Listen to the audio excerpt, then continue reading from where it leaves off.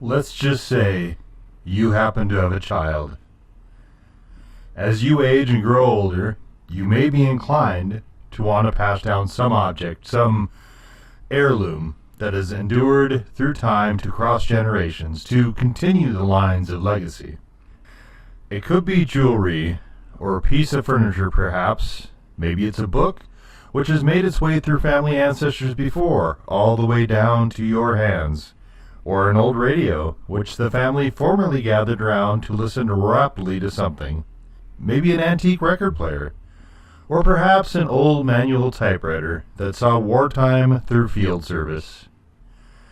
Maybe it's more recent, like an old Atari or Commodore gaming system with some cartridges. If it happens to be one of several certain video games, however, you're pretty fucked. There was the idea with physical items, toys, trading cards, music media, etc., that if you kept a thing long enough, it would eventually become more valuable through attrition, an element of rarity through scarcity, simply by enduring and surviving the ages.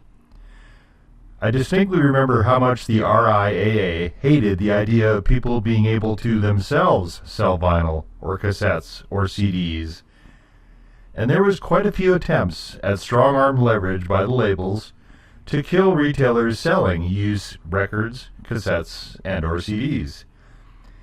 It's shit like that, which makes it no surprise the music market is largely dead now, given those practices. But the video game industry has cleverly managed to, at least for now, actually achieve the pipe dream. They have done this by introducing an intangible element into the media itself, namely a demand from the game for a server ping. If that server does not exist, and the code remains unchanged, that piece of media dies permanently. Hey, so here are the The Stop Killing Games initiative started too late, and its success or failure relies on Europe now. But it's important to ask a couple of questions. The first is how it came to this, and the second is what can people outside of the EU do? For the first question, it is somewhat our fault, mine, and actually I'm not going to name any specific creators, since some of them I formerly respected have decided to become abusively litigious, and that isn't really the point. Anyone who has purchased the title with the anti-consumer practices is partially to blame. We allowed this to happen. We tolerated this, which was not the case of the previous examples I made. Corporations are capitalist entities, and the inherent nature of capitalism is to strive for a monopoly, an unshakable, unbreakable corner on whatever given market. Which is why capitalism requires strong guardrails in order to function within a larger society or civilization. The profit motive is diametrically opposed to the health of a population, not as direct adversary per se, but because people are non-factors. It simply does not consider well-being into its many equations and does not care, particularly, about individuals, all of which make up the people.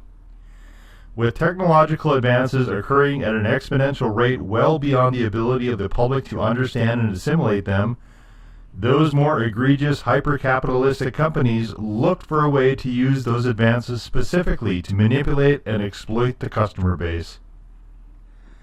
What should have been the purview of the consumer regulatory governmental agencies, whose job is to keep an eye on all this shit, as it is not even remotely within the realm of possibility for the general public to encapsulate all the changes, turned out to be a massive failure, corroded from within by the corporations, who completed their successful purchase of enough politicians and judges in 2010 with the successful Citizens United suit. In the 70s, there was an antitrust suit filed against the then telephone service providers, resulting in AT&T, who previously was nearly the sole outlet for long-distance services, which were divided from local services, being broken up in 1984.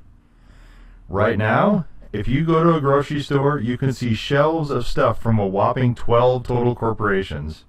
Or you could look at the gigantic video game conglomerates. Obviously, antitrust breakups of corporations seems to be in a ready and waiting state, and perhaps even more obviously, that ain't happening anytime soon. So, now we know the why, but what about the what, as in what to do? The U.S. could give much less than a fuck about petitions. They carry no weight. Our shitball elected officials are very invested in ignoring the people in favor of corporations.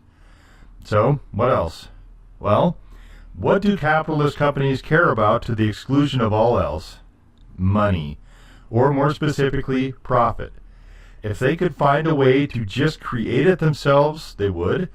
But to this point, that's still not really a thing and not really legal, crypto bullshit schemes aside.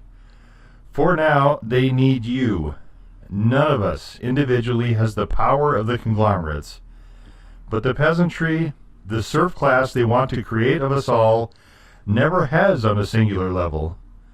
All we have is the masses, and to leverage that power, we need solidarity. A whole bunch of creators on this platform were whining and bitching about the Nintendo Switch 2 pricing, and all the frankly disgusting schemes Nintendo has in mind attendant to that device. There was talk of a boycott, and the games were too expensive, and then next thing you know, wham bam, half of these fuckers are doing an unboxing video. I get it, they need the clicks and the views, and YouTube is making content creation increasingly more impossible to do as a sole source of income. Unless you're Penguinzo, who could release a video consisting of nothing but whistles, farts, and sneezes and still pull $1 million. No shade on him. That dude is living his dream and always seems genuinely grateful to be in his position. But that's rarefied air that most of us will never see.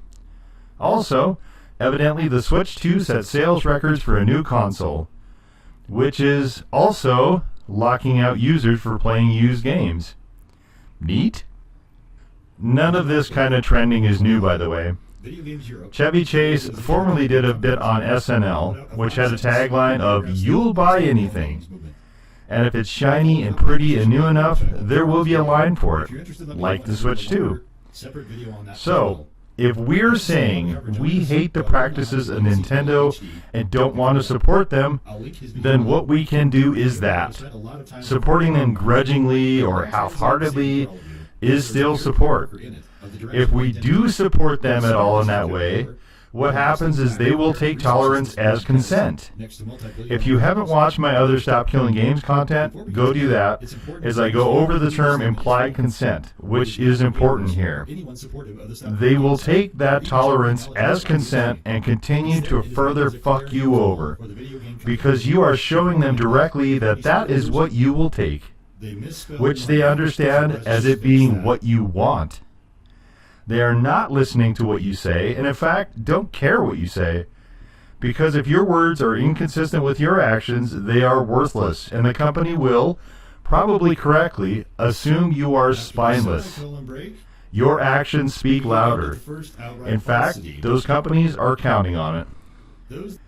I don't mean to pick exclusively on Nintendo, as the EULAs of tech companies generally are becoming increasingly more draconian, with current industry darlings Ubisoft apparently feeling that you should set your physical media on fire if they decide to shit-can a license, for any reason. What was that line? Give me convenience or give me death? More and more this is appearing to be a false choice, as the first is also decay, so death on a much slower scale. This brings us back to what to do. In 2023, Capcom released the Resident Evil 4 remake. I loved the first game and launched my entire channel with that game, a game which I beat many times on the PS2, including many very arbitrary challenges for myself just to see if those things were possible. I have not played the remake as of yet, partially because I really hate how Capcom brought it to market. If the price point ever gets far enough down, then I will get it and play it and stream it, but I'm waiting until the price point is reasonable. That is what you can also do. I've never paid more than $50 for a video game ever, for any version. The last time I paid as much as $50 was in 2005 for the God of War PlayStation 2 release. Well worth it, by the way. And actually, that might be the only time I've ever paid that much. If you don't like the idea of $60, $70, $80 or more for a game, you can simply not buy them until the prices come back down to earth. At least at the moment, there is no law against non-participation, against you not playing them. And there are tons of other, let's call them more archival games, that you probably have missed that you can go back and play. Or stick to the indie scene, which perpetually has a ton of great experiences for not a lot of cash, and devs that seem to earnestly care about their product. But the same thing applies. If there is a bunch of indie AI slop mill stuff being churned and polluting the various stores, pass them by too, or just watch that game on one of the Obo Shoes channels. The corporations equate money to both value and success. So if you are actually opposed to a particular practice of theirs, you have to quite literally not support it monetarily in any way. Don't buy the game, and if you come across it without directly purchasing it, don't buy anything in-game, and so on. There is no other way beyond this. You don't have to play their game and submit to their awful practices. At least for now, it's not illegal to simply avoid them entirely. We can collectively send the message that what they are doing is not what we want, and no matter what sports car licenses they have, or what new shiny polished lead spinning machine they're waving around, we're not supporting their fucking always online racing game or any other game on that level, not playing it, not making videos of gameplay on it, not watching videos of gameplay of it, nothing. Individual actions isolated can feel, and largely are, somewhat meaningless, but if there is a lot of them collectively, it starts to matter. If you are a person of integrity, then principles matter also, and this is very much a matter of principle. This action, or inaction if you like, this avoidance of games which feature practices we despise, is a de facto boycott, sure, but more specifically a moratorium, as we can all go back to engaging once the video game companies can bring themselves to stop fucking us over. We could also consider organizing, if we can restrain ourselves from being sloppy and messy about it, as well as trying to get some of our generally worthless elected officials on board. But right now, at this very moment, you can easily do those other things I mentioned today by yourself and encourage other people to join you in sending the message in the strongest way we can that video game companies will need to do better if they want to keep us around. As always, thank you for watching.